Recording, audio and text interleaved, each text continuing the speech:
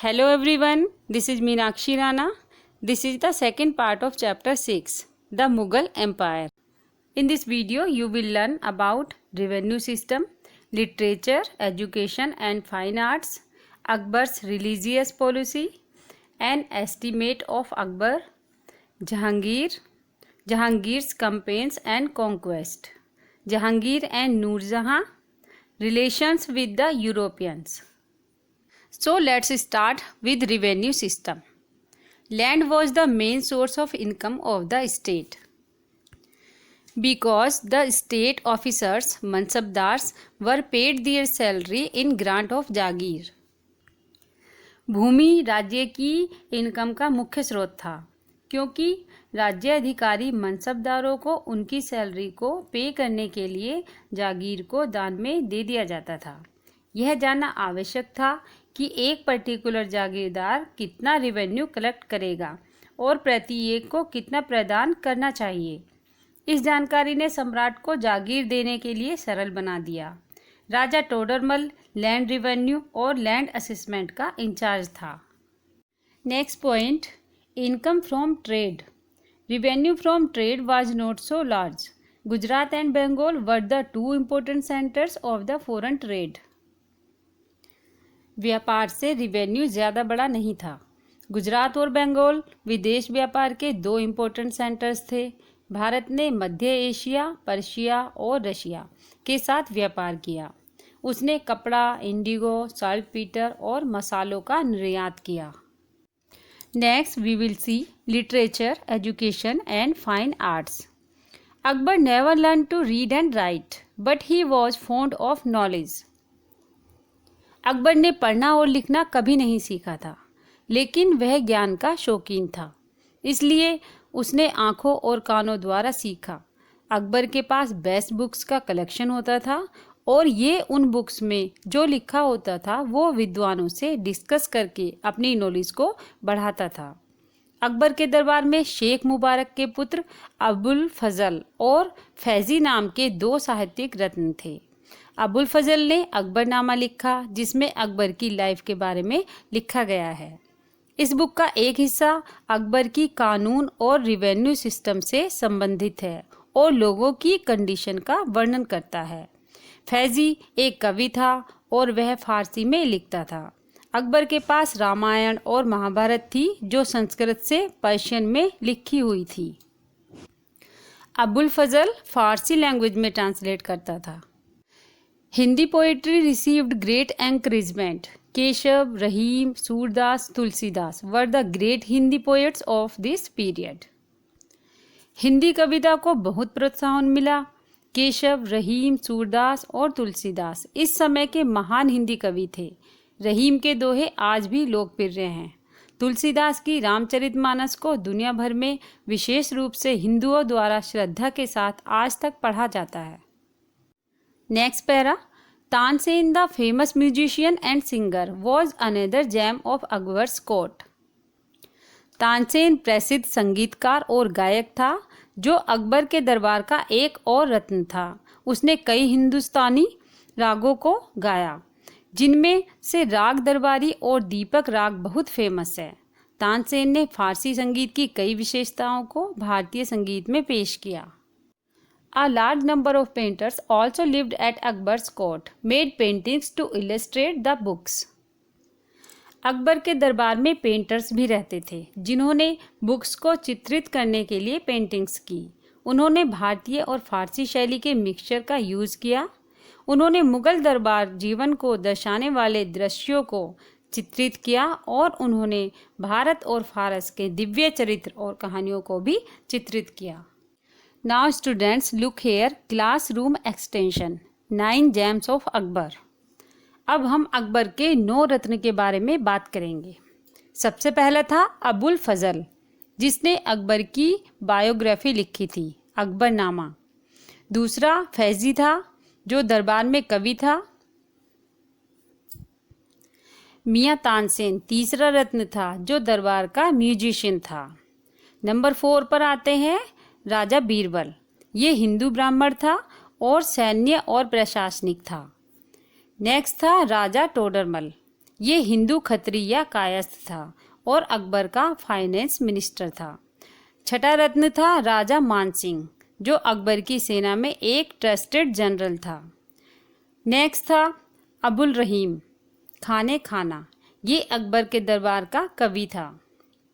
आठवां रत्न था फ़कीर अज़ियुद्दीन, ये दरबार में मिस्टिक और एडवाइज़र था। नाइन्थ एंड लास्ट रत्न था मुल्ला दो प्याज़ा, ये भी अकबर का एडवाइज़र था। So students, these were the all 9 gems of Akbar. Now we will discuss about the Akbarnama. Akbarnama, जिसका शाब्दिक अर्थ है अकबर की पुस्तक। इस पुस्तक में अकबर, जो तीसरा मुगल शासक था, उसकी लाइफ के बारे में लिखा गया है। अकबर के सारे कार्यों को अबुल फजल द्वारा इस बुक में लिखा गया है, जो अकबर के दरबार के 9 रत्नों में से एक था। इस बुक को कंप्लीट होने में पूरे 7 इयर्स लगे थे। इस बुक में बहुत ब्यूटीफुल पेंटिंग्स बनी हुई है, जैसा कि आप इस पिक्चर में देख सकते हैं, और सभी पेंटिंग्स रिप्रेजेंट करती हैं मुगल स्कूल की पेंटिंग्स को। अकबरनामा के 3 पार्ट्स हैं। फर्स्ट पार्ट में तैमूर के वंशजों के वंशावली से संबंधित है और अकबर के जन्म से लेकर द थ्रोन तक और उसके शासनकाल के पहले 17 इयर्स तक की विस्तृत जानकारी है। सेकंड पार्ट में अकबर के शासनकाल के 18वें वर्ष से उसके शासनकाल के 46 वर्ष तक का शासन बताता है। आईने अकबरी नाम के तीसरे पार्ट में साम्राज्य की प्रशासनिक प्रणाली के साथ साथ हिंदू विज्ञान के फेमस अकाउंट के बारे में बताया गया है। Next point, architecture. Akbar built a new capital city at Fatehpur Sikri near Agra. He selected this site as Sufi Sant Salim Chishti lived there and Akbar had high respect for him. Akbar ने आगरा के पास एक new capital city Fatehpur Sikri का निर्माण किया। उन्होंने सूफी संत सलीम चिश्ती के रहने के लिए इस स्थान को चुना था और अकबर उनका बहुत रेस्पेक्ट करता था। यह शहर 3 तरफ से एक दीवार से घिरा हुआ है और चौथी तरफ से एक आर्टिफिशियल लेक है। फतेहपुर सीकरी की मुख्य वास्तुकला विशेषताएं ये हैं। फर्स्ट इज, शहर के निर्माण में अकबर ने जानबूझकर मुस्लिम और हिंदू तत्वों का मिश्रण किया। कई बिल्डिंग्स में इस्लामिक टाइप्स आर्क्स के साथ हिंदू पिलर्स भी दिखाई देते हैं। सेकंड पॉइंट, बिल्डिंग बनाने में जो मटेरियल यूज होता था वो वाइट मार्बल के साथ रेड स्टोन का होता था। थर्ड पॉइंट, मोस्टली बिल्डिंग्स में इंडियन और पर्शियन वास्तुकला की 2 शैलियों का मिक्सचर होता था। अकबर के शासनकाल की वास्तुकला भारतीय, फारसी और मध्य एशियाई शैलियों से प्रभावित थी। आगरा और फतेहपुर सीकरी उनकी बिल्डिंग्स लाल बलुआ पत्थर से बनाई गई हैं। फतेहपुर सीकरी अकबर की नई राजधानी थी। Now we will discuss the following are worth mentioning buildings at Fatehpur Sikri. Fatehpur Sikri में ये बिल्डिंग्स हैं: द दीवाने खास and Diwane Aam, the Panchmahal, Jodhabai palace, the Jama Masjid, Buland Darwaza, the tomb of Sheikh Salim. Gujarat पर अकबर की जीत को याद करने के लिए बुलंद द्वार को जोड़ा गया। यह भारत का सबसे ऊंचा गेटवे है और दुनिया में सबसे बड़ा है। सलीम चिश्ती का मकबरा संगमरमर से बना है और उस पर ब्यूटीफुल पर्ल्स लगे हुए हैं। दुनिया भर से लोग इस टॉम्ब को देखने आते हैं, जिसमें बहुत सारे संगमरमर हैं। इस समय की वास्तुकला का एक और उदाहरण है हुमायूं का मकबरा, जो न्यू दिल्ली में बनाया गया है। यह एक ऊंचे प्लेटफॉर्म पर बना हुआ है और इसमें कई डोम्स और आर्क्स हैं। यह एक गार्डन में बना हुआ है और इसमें एक बड़ा द्वार है। अच्छी तरह से रखे गए गार्डन और विशाल गेटवे ज़्यादातर मुगल कब्रों के लिए हैं। सिकंदराबाद में अकबर के मकबरे की योजना को स्वयं अकबर ने फाइनल किया था। उस मकबरे के पास कोई डोम नहीं है। Now students, we will discuss Akbar's religious policy. Akbar was an enlightened emperor. He had liberal views on religion. He believed in the basic unity of all the religions and respected all the religions. Akbar एक प्रबुद्ध सम्राट था। उनके विचार जो थे धर्म के प्रति वो उदार थे। वह सभी धर्मों की एकता में विश्वास करता था और सभी धर्मों का सम्मान करता था। उसने राजपूत राजकुमार से शादी की थी जिसका नाम था जोधाबाई। अकबर ने जोधा को अपने महल में उनके धर्म और रीति रिवाजों के अनुसार रहने की अनुमति दे रखी थी। Look at the next para. In 1575 AD, Akbar built Ibadat Khana at Fatehpur Sikri, his new capital. This was the place where the emperor invited religious scholars and teachers for discussion on religious subject. 1575 AD में अकबर ने अपनी नई राजधानी फतेहपुर सीकरी में इबादत खाना बनाया। यह वह स्थान था जहां सम्राट ने धार्मिक विद्वानों और शिक्षकों को धार्मिक विषयों पर डिस्कशन करने के लिए बुलाया जाता था। हिंदू, जैन, पारसी और यहां तक कि ईसाई विद्वानों को आमंत्रित किया जाता था। अकबर को लगा कि सभी धर्म एक गोट की ओर इशारा करते हैं। सारे डिस्कशन के बाद अकबर को एक रास्ता मिल गया। उन्होंने एक नया धार्मिक मार्ग सुझाया। यह सभी धर्मों से लिए गए सामान्य सत्य और नियमों पर आधारित था। अकबर के धार्मिक मार्ग का नाम 1582 AD में दीन-ए इलाही था, एक भगवान का धर्म। यह कोई नया धर्म नहीं था, यह एक सूफी ऑर्डर की तरह था। अकबर लोगों को दीन-ए इलाही में शामिल होने या स्वीकार करने के लिए मजबूर नहीं करता था। यहाँ तक कि उनके अपने मंत्री राजा मान सिंह ने इसमें शामिल होने से इनकार कर दिया था और उन्होंने इसे खुले तौर पर अस्वीकार कर दिया था। राजा बीरबल सिंसियरली इसे फॉलो करते थे। दीन-ए इलाही के अधीन अकबर लोगों के आध्यात्मिक मार्गदर्शक बन गया। उसने एनिमल्स की हत्या करने के लिए मना किया और सलाह दी कि लोग अपने जन्म के महीने में साल में कम से कम कुछ दिनों के लिए मीट खाना बंद कर दें। उसने खुद मीट खाना बंद कर दिया था। अकबर ने क्रूर पनिशमेंट्स को अस्वीकार कर दिया, जैसे अपराधियों के अंगों का अंग भंग करना। उसने सती प्रथा करने वाली हिंदू महिलाओं को भी अस्वीकार कर दिया। अकबर ने अपने रिचुअल्स में सूर्य, अग्नि और प्रकाश की पूजा शुरू करवाई। Next point, an estimate of Akbar. Akbar died in 1605 AD after ruling India for 50 years. 50 years तक भारत पर शासन करने के बाद 1605 AD में अकबर की डेथ हो गई। उसका शासनकाल मेडिएवल इंडिया की हिस्ट्री में एक गौरवशाली काल था। अकबर ने अशोका द ग्रेट को दुनिया के इतिहास में सबसे महान राजाओं में से एक माना। अपने पूरे शासनकाल में अकबर ने धार्मिक टॉलरेंस की पॉलिसी को फॉलो किया। अकबर को केंद्रीकृत प्रशासनिक प्रणाली के लिए भी याद किया जाता है। हालांकि वह अनपढ़ था, लेकिन उसे किताबों का शौक था। Now we will discuss about Jahangir 1605 to 1627 AD. After the death of Akbar, his eldest son Salim ascended the throne in 1605 AD at the age of 36 years. Akbar की डेथ के बाद उसका सबसे बड़ा बेटा सलीम 1605 AD में 36 ईयर की उम्र में सिंहासन पर बैठा। उसने नूरुद्दीन जहांगीर या दुनिया के विजेता का महान टाइटल अपने नाम कर लिया था। वह एक उत्कृष्ट लेखक था। उन्होंने तुजक ए जहांगीर में बाबर के बारे में लिखा। उसके दरबार में बहुत सारे विद्वान और चित्रकार रहते थे।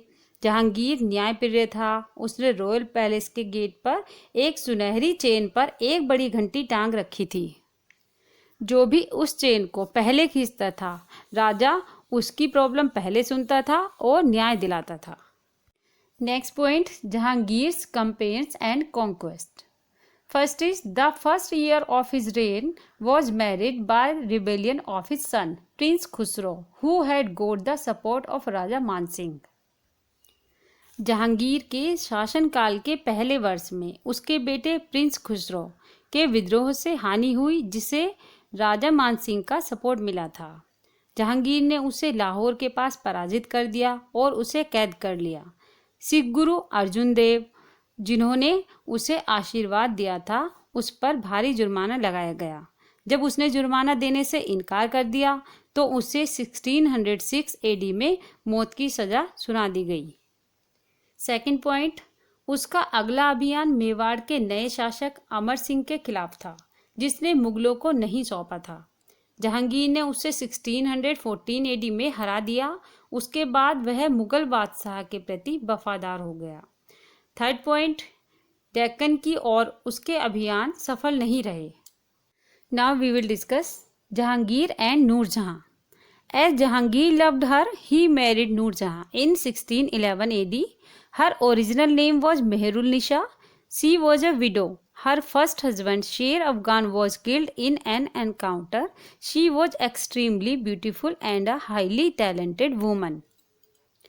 जैसा कि जहांगीर नूरजहां से प्यार करता था, उसने 1611 AD में उससे शादी कर ली। नूरजहां का ओरिजिनल नेम मेहरुल निशा था। वह एक विधवा थी। उसके फर्स्ट हस्बैंड शेर अफगान एक एनकाउंटर में मारा गया था। वह बेहद खूबसूरत और एक बेहद प्रतिभाशाली महिला थी। जहांगीर सरकार से रिलेटेड सभी मामलों में नूरजहां की सलाह लेता था। नूरजहां सभी प्रशासनिक कार्य करने लगी। जहांगीर शराब पीने का आदी था, जिसके कारण उसकी डेथ 1627 एडी में जल्द ही जहांगीर की डेथ हो गई। नूरजहां ने अपने शासनकाल के लास्ट 16 ईयर्स में जहांगीर के साम्राज्य पर शासन किया। जहांगीर की डेथ के बाद नूरजहां भी कोर्ट लाइफ से रिटायर हो गई।